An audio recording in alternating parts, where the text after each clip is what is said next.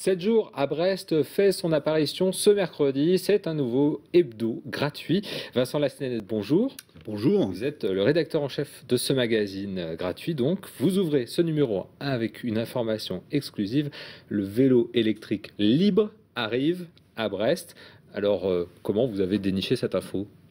Information exclusive, c'est parti d'une petite enquête qu'on a menée dans le milieu brestois. On s'est dit, on arrive avec un nouveau numéro de 7 jours à Brest. Ouvrir sur le tram, ce serait un peu commun. On va voir un petit peu ce que le tram va changer. C'était le cas pour le numéro 0, C'était le cas du numéro 0. Celui-là, c'est un collector, on ne le verra jamais. On ne le verra jamais. On ne le verra jamais. Donc en fait, on est parti là-dessus et on s'est dit que le tram allait changer les moyens de transport et de circulation à Brest. Et on est parti sur cette idée du vélo. Et au fur et à mesure qu'on récoltait des informations, on s'est rendu compte qu'il y avait un vrai plan vélo à Brest, notamment mené par la mairie. Et on a découvert qu'en effet, en juin prochain, le vélo électrique en location subventionné allait arriver à Brest. Le vélo libre, comme un petit peu 7 jours à Brest, c'est gratuit 7 jours à Brest. C'est gratuit 7 jours à Brest, ouais.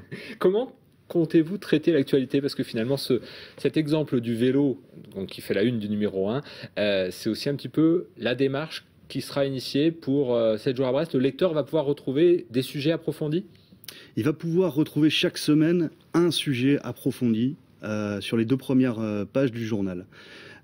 Ensuite, on va avoir de l'actualité. Pour faire simple, la première partie du journal sera de l'actualité, la deuxième de l'annonce, concert, spectacle, événement. Donc, on trouve un petit peu de tout dans 7 jours à Brest. C'est vraiment, ça s'adresse à qui? Ça s'adresse à un lectorat urbain. Actif, âgé de 15 à 50 ans, à peu près. Mais les plus de 50 ans pourront Les plus de 50 ans, s'ils restent jeunes, pourront le lire, évidemment. Ça veut dire qu'il y aura un ton un petit peu décalé, un ton jeune, un ton... On va avoir une écriture assez directe. Un ton, en effet, un peu jeune, un peu direct. On va s'adresser plus facilement à notre lecteur.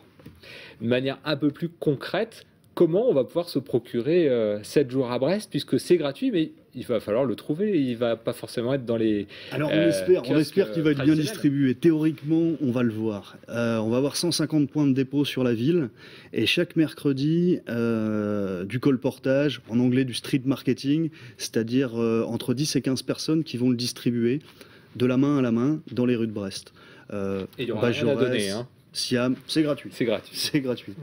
Donc dans les principales artères du centre-ville et aussi dans les quartiers. Université, gare, véritablement dans le cœur de Brest.